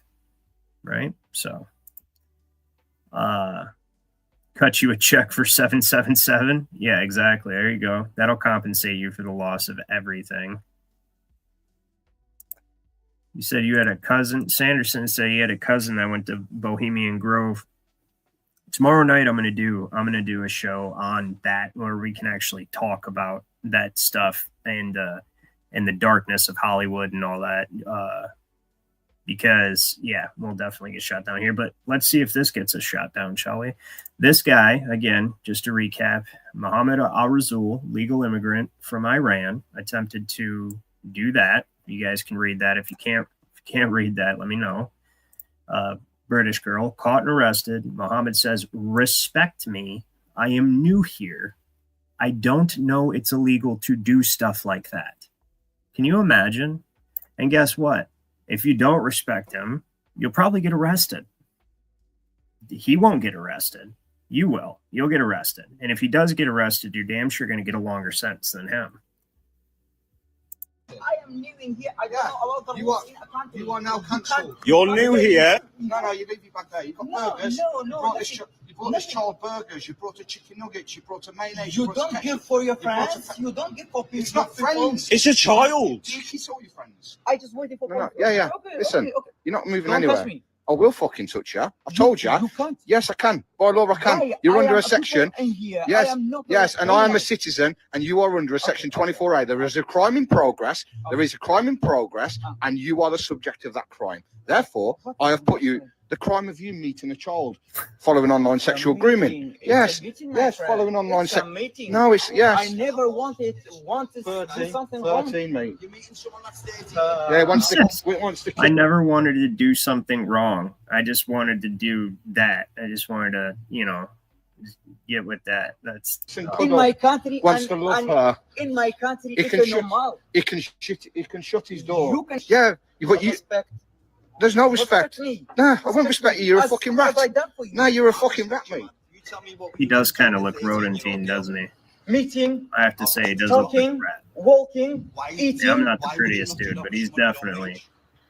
This is a member of the public, by the way. Love is chance. He definitely love his chance. So you think you can love a 13-year-old child, do you? In my country, Do you know if this was my what's who me? Yeah. I didn't know, bro. What's happening, mate? All right. Thank you very much. Don't pick on the poor immigrant. That's not very nice. What? He was just trying to pick up a chick. That's all. In this country, He's just trying to get a date. I gave every information outside. for the home office. How long have you been in the country? You know what I mean? A rat in a trap. Arrested for hate speech, calling him what he is. Yeah, exactly. How many weeks? Weeks. I was in the factory. I was in a hotel from London before. Yeah. Anyway, we get the idea with that guy. That's ridiculous. That's absolutely insane. I feel for you guys over there. Jerry says, Ryan, we have judges giving them suspended sentences because they may find it hard in prison. That is bonkers. Yeah, of course they're going to find it hard in prison. That's part of the prison. That's what prison's for, pretty sure, right? And they're supposed to get it exceptionally hard in there because what they're doing is exceptionally heinous. On top of that, the same thing with the politicians over there, right? It's the Labor Party, same thing. They're all getting suspended sentences. Didn't they just arrest? How recently was all those arrests that they made? There was like 50 arrests of the Labor Party? I don't know. That might be an exaggeration, but there is a huge, it pretty much lets you know that the entire Labor Party is one big, racket of that. And they just suspend their sentences. Doesn't make the news. Doesn't. Yes, prison is a benefit, though. You're right. That's true. That's true. They should get. It's a compelled benefit, right? You have to work hard to waive. Sanderson asks, do non-U.S. citizens actually have more rights in this country because they are not contracted by? Actually, that is a good point. I was going to bring that up, and I'm glad that you reminded me. I think that is a huge reason why they don't send these people to jail, because they don't have a Social Security trust account to actually generate the bond and other securities from. So it's not profitable. It doesn't get paid for. It's actually, nobody makes money. The judge doesn't make money. The attorney doesn't make money, unless the government has passed some kind of immigration thing where the government just floats the bonds and everything that would ordinarily be generated, but they still have no account numbers or anything to even enter them into the system and generate the securities in the first place.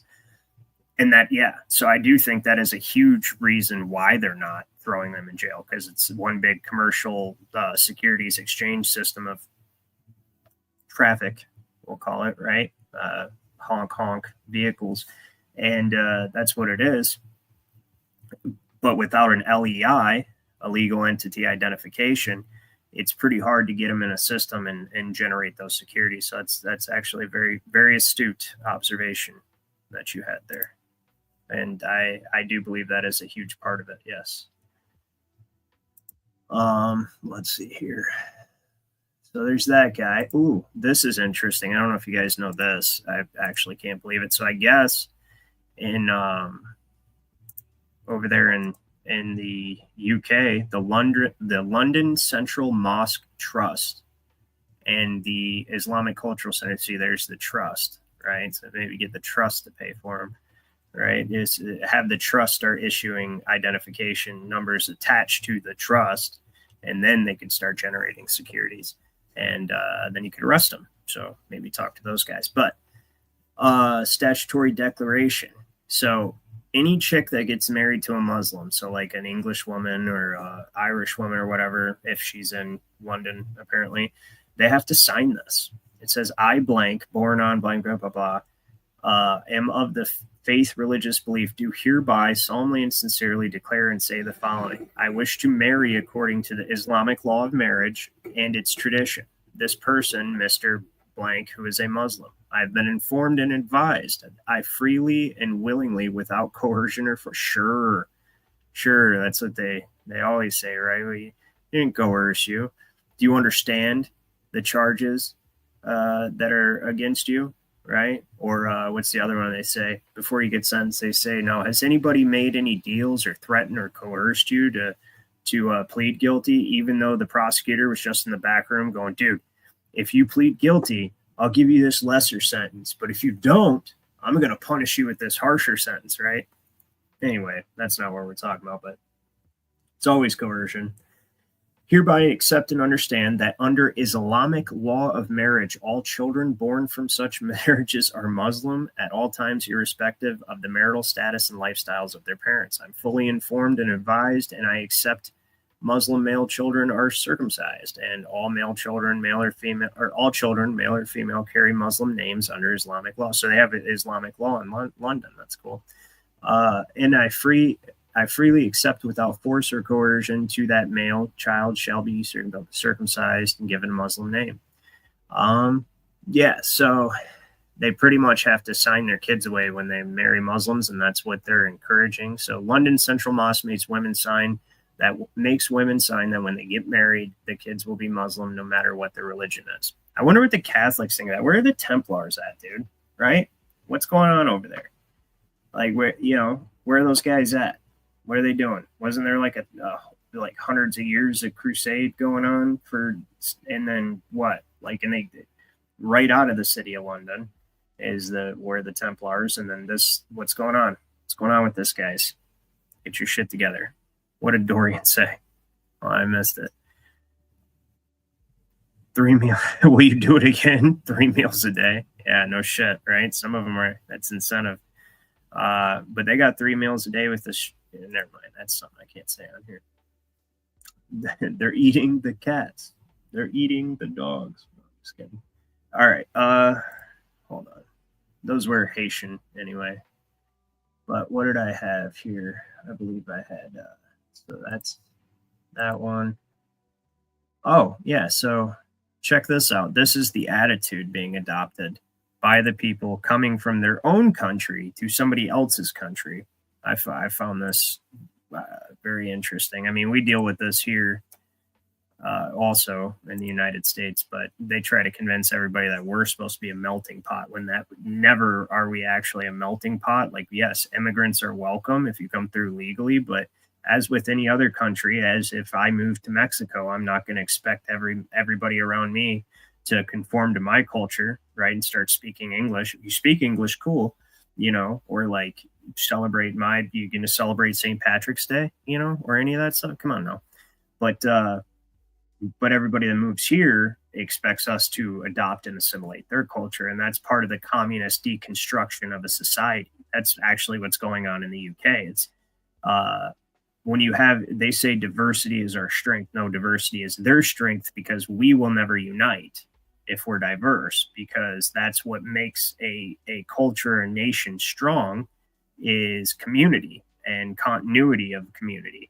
And that's the very first thing that communists attack. And if you look at people, you know, the various nations or ethnicities that have their shit together, like the Chinese or Jewish people, stuff like that, they don't assimilate. They keep their own culture. And, you know, you're hard pressed to, like, if I wanted to go marry a Chinese woman right now, and, you know, her dad was from China, I mean, I'm happily married, so I'm just hypothetically, and her dad's from China, that shit ain't happening. You'd be like, well, you want to marry white boy? No. You know what I mean? Like, that's just not happening. And that's how it goes. So anyways, check this out. And I'm not being any type of way, and don't sit there and say I'm this or that. I'm just, that's how it is. It's like, you know, literally. And here, the thing is we're not all like necessarily one ethnicity or anything like that, but we are supposed to be one culture. And this is primarily, you know, that's a Rumble discussion. But let's see here. We got this. So it says this lady posted on X and somebody responded to it. So it's showing these chicks walk around wearing, you know, generally what women in the Western world wear, which, I mean, I get it. Like, I would be pissed at my daughter if she was walking around like that, but I'm not entirely. They are, you know, just I'm a guy, right? Sorry, babe, if you can hear me. But this is what this lady says. It says, this is British culture. They demand we remove our hijabs, assimilate and integrate into this culture, right? Is this what we want for our daughters and granddaughters? And the lady that replied to this actually was, she says, if you hated their culture, right, then you should also, I want to point out her name's Yasmin Mohammed, YouTube, right? So, and it's her words, not mine. But if you hated their culture, then you shouldn't have gone there. You had 57 Muslim majority countries to choose from, and you chose to seek asylum in the UK. They welcomed you in with open arms and gave you a council house for you and your children. That's what kind of culture it is. It's the kind of culture where women can dress however they please without fear of imprisonment or death. But see, that's the attitude. So let me guess, what if there is a majority over there, then these women are going to have to wear hijabs, right? Is that what she's getting at? I don't know. Anyway, what do you guys think of that? No hairy legs. Boo. You like the hairy legs, Dorian? Hey, I got you. He says, so were you guys having a conversation about vegans? Oh, they're eating the pets. Yeah. Nature eats all. Eventually, no such thing as vegan. Earth loves, yeah, that's true. Rotting flesh and veg. Yeah, absolutely. I have to agree with you. So now this is going to be a racy video. I only have part 1 of this. In part 2, I'm going to have to save for tomorrow night because Alex Jones keeps butting in and saying shit I can't show on YouTube. But you get the idea, and I'll fill in the blanks of what's going on here. But here's one of the like little documentary type advertisements that I guess they got going on over in the UK. Let me know if you've seen this, Dorian or Jerry or anybody that's over there. I'd be interested to know. But this is pretty horrendous. So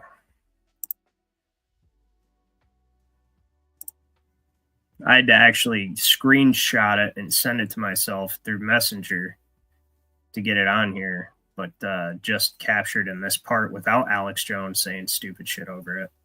So, and you know how I know it's directed energy weapon? Just to go back to the fire for a second, because Alex Jones refuses to say or even bring that up. And so, you know, Elon Musk or whoever bailed him out from his $1 billion debt is probably like, yeah, dude, you can say whatever you want, just don't bring up the directed the Mountain Dew Baja Blast stuff. Check this out though. Come here, where's my cursor? I need to turn my brightness down. There we go. Syria to Germany. Fled from Syria to Germany. I came as a refugee. These strong feelings for him are indescribable. Words fail to capture it, even in a dictionary. Our relationship has had and will have hurdles. Okay, let me stop this for a second. She's 14.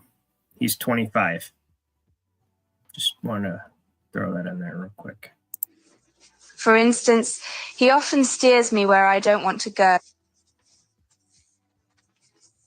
I can't wear short clothes, only long ones. Dresses must be knee length, nothing more, and not shorter. I can't accept my wife looking like that. We understand that you have been through a lot, and that is why the World Refugee Council is here to help you. Thank you for listening. Fled from Syria to Germany. Yeah, so no, it's not organic. And the other half of that video basically talks about how they met, how old she is, how old she was when they started dating. And this is put out there like an advertisement. And so, no, you're absolutely right, Sinbad. It's not organic. They're actually putting these freaking, it's like an advertisement. Like that. I don't know if you've seen the one I showed the other day, but it's all like middle school aged women talking about how the Refugee Council, or not women, girls, middle school aged girls, like 11, 12, talking about how the Refugee Council wants these, wants them to come and they'll be safe when they get here. And you're talking about two countries where that's like their thing. Pakistan, Afghanistan, that's huge there. And, you can't say it's like Eric, because Pakistan's Asian, technically, it's Indian. And so you've got these, it's right next to India, but it's that. So they, you've got that culture over there, and that's what they do. So they're putting out these advertisements where they're like, hey, look, it's like basically putting candy in front of a fat person. You know what I mean? Like, hey, here, this is what's over here waiting for you. Come over here and get it. You know what I mean? Like, hey, we'll set you up with a house, and you get free food, and you get benefits, and you get middle schooler. So there you go. Right. That's what they're doing there. And then there was another comment I wanted to address by Walk and Axel. So Palisades was arson. It partially arson. I don't know if you've seen the last episode of this show that I did, the last stream, but there's definitely forest fires don't melt cars into liquid while simultaneously leaving the plastic trash can right next to it untouched. It's not possible. So, like how you said, idiots videoing themselves or getting caught and being filmed, I agree with you. That is stupid. And at first, I thought that's what it was too. If you watched the first time I covered the fire, I was like, oh, it looks like it's arson this time. But actually, I was tricked, and then it makes sense because it is stupid. Why would you be video? Why are there so many videos? Why are there so many of them doing it to where they're getting caught on video? And it's sure, it helps spread the fire 100% when you're throwing gasoline everywhere, right? But it also takes away from the fact that they used directed Mountain Dew Baja Blast, right? So that's what I think. I think that it's a multifaceted operation with the people starting the fires, that yes, it is helping the fire spread. But the way the fires started, they started in 3 areas simultaneously. You know what I mean? So let's see if we can look that up real quick. Actually, I want to see if I can find that. So they started in 3 areas simultaneously. Let's see if we can find it on here. LA fires simultaneous, if people even use that word regularly. Yeah, there you go. There they are.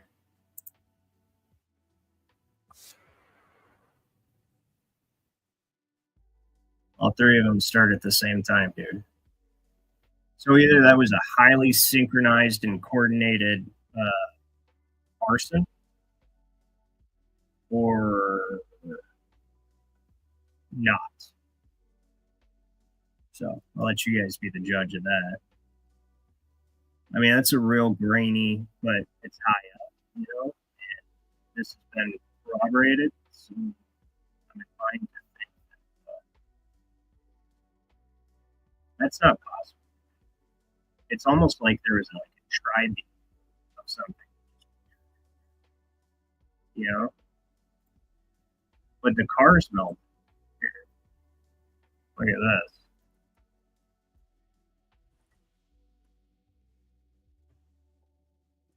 Look at that. All right. Fires do not burn hot enough. Forest fires do not burn hot enough to liquefy a car.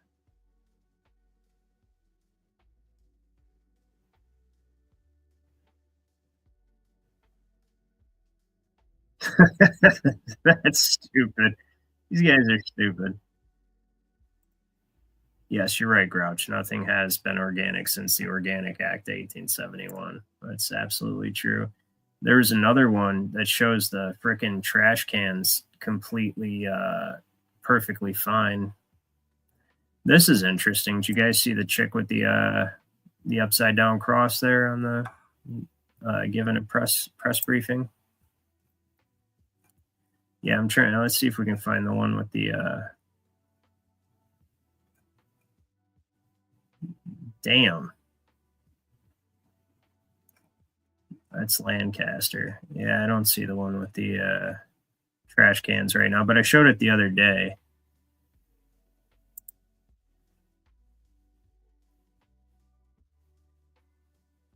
What's this? People just pulled over and got out and ran. Is that what that is? Yeah, abandoned cars. They just got out and booked it. What's this one?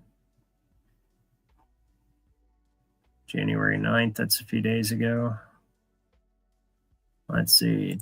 Trash cans. Let's see if we can find one. Nah, it's just that same one. But I played one the other day that, yeah, look at, there you go.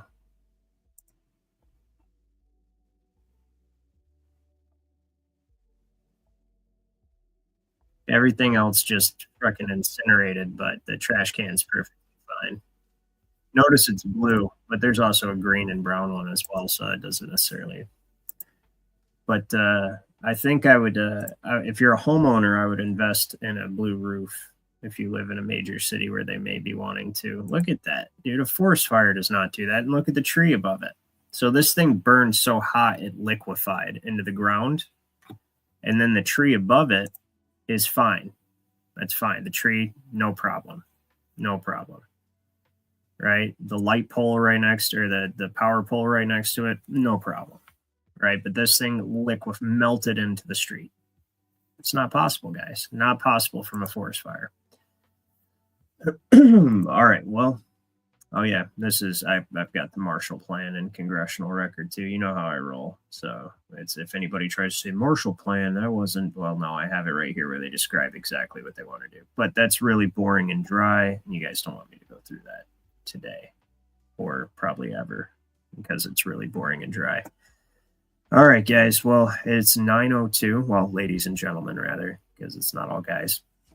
Ladies and gentlemen, it's 9:02. I have to go get some sleep because it's my Friday, even though it's your Thursday. So I have one more night, and then tomorrow night, I am going to do a Rumble exclusive on the dark side of Hollywood and a certain triangular shaped food gate. And we're going to cover a lot of stuff, actually. Kardashians. We're going to cover all sorts of weird, creepy stuff with evidence, of course, because that's how I like to do things. But we haven't forayed into, out of the law subject, out of the news subject. Let's get into something interesting that we can talk about on Rumble. Just for you guys, entertaining, dark, make you think about the way the world really works and what's really going on. And before I get out of here, since I'm losing my voice, let me take a look and see what you guys are commenting. I can only go back so far. So plastic does not melt in your microwave either. Exactly. You're absolutely right, Sanderson. No forest near there. That is also a good point, Axel. Yeah. Oh, Jeff Gasshead said he couldn't see the video. I apologize, man. It seemed like everybody else could see it, so I'm not really sure why you could not. But basically, it was a car melted into the street right next to a tree. That was perfectly fine. 7 String just got the notification. Shadow ban heaven. That's what I'm talking about. It means we're doing the right thing. We're you only get shadow banned when you're showing people shit they don't want them to see. So, Peaceful Penguin said, as of early January 2023, preliminary data indicates that there have been around 15 reported incidents attributed to power lines within the first part of the year. Yeah. Well, everything that is, engineered incompetence. That's what we'll call it. Walking axles in Southern California. Well, hopefully you've seen that NextRad clip that I showed where they're blasting you with microwaves down there. Trees were burning from the inside. That is exactly how a microwave cooks your food. Exactly. Yeah. Dustification. Yeah. 30 significant power line or fires caused by power lines. Good info. PG&E reported multiple instances where their equipment was implicated in lightning wildfires. Ish. Yeah. And then we get back into the, Sinbad says she doesn't look for, well, she is. So, I mean, that dude knows, and, he's 25. So, but I get it. She looks a little, she could be like 17. I guess she looked, maybe. She definitely didn't look like she was, 20 or nothing. So, in my opinion, but I don't know. I'm 35. So, yeah, kids are, 20-year-olds look like kids, are starting to look like kids now. You guys know how it is. Well, some of you, anyway. But yeah. So he said, none of you guys could see it. What are you guys trying to? You guys didn't see the last video I showed? Okay, let me do that one more time.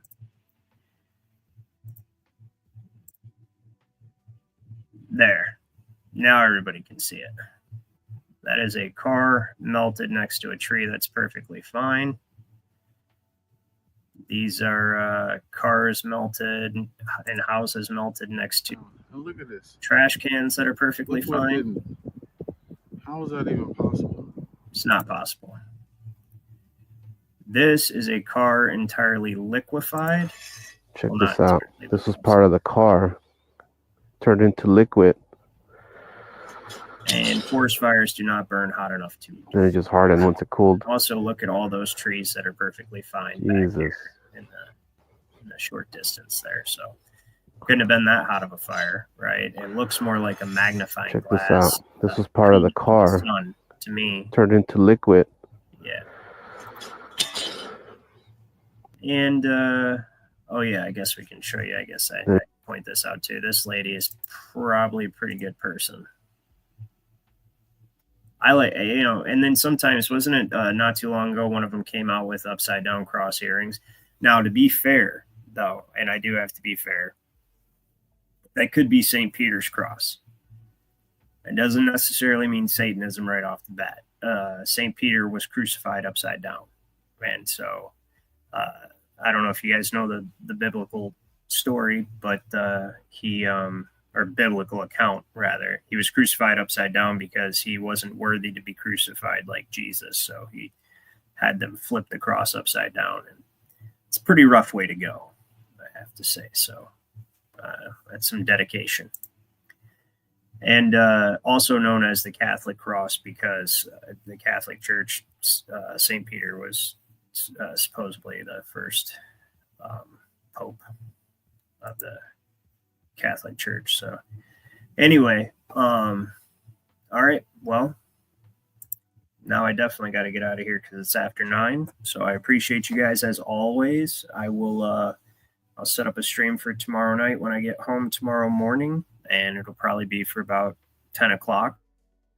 And yeah, we'll get into why Hollywood is modern day Babylon, Sodom and Gomorrah, pretty much any shitty area you can think of, the dwelling place of harlots and demons.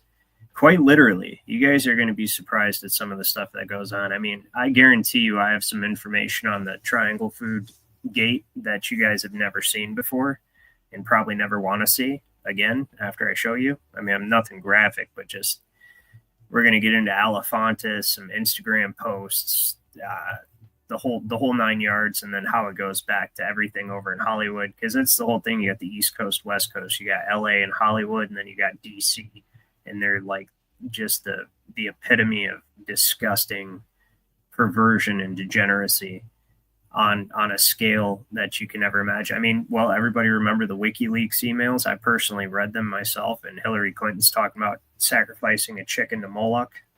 It's her words, not mine. I'm not making it up. She's like, I'm going to go in the backyard and sacrifice a chicken to Moloch tonight, in her email.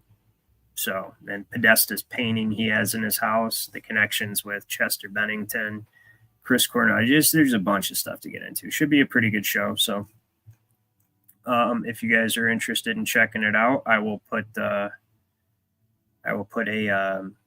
link to my Rumble channel. We'll start on YouTube. I'm going to start on YouTube tomorrow night for about a half hour or so. Then we're going to hop over to Rumble. So Beyond Elemental, and those of you that cannot join us on Rumble because you cannot access it where you're at for whatever reason, we're still going to have some YouTube time. So, and we'll cover what we can cover on YouTube. And then once we get to the nitty gritty, we're going to have to bounce over to Rumble. But I hope everyone has an excellent day. Thank you for joining me. Hopefully you guys got some valuable information this morning. And if not, you were at least entertained. And I will see you tomorrow night.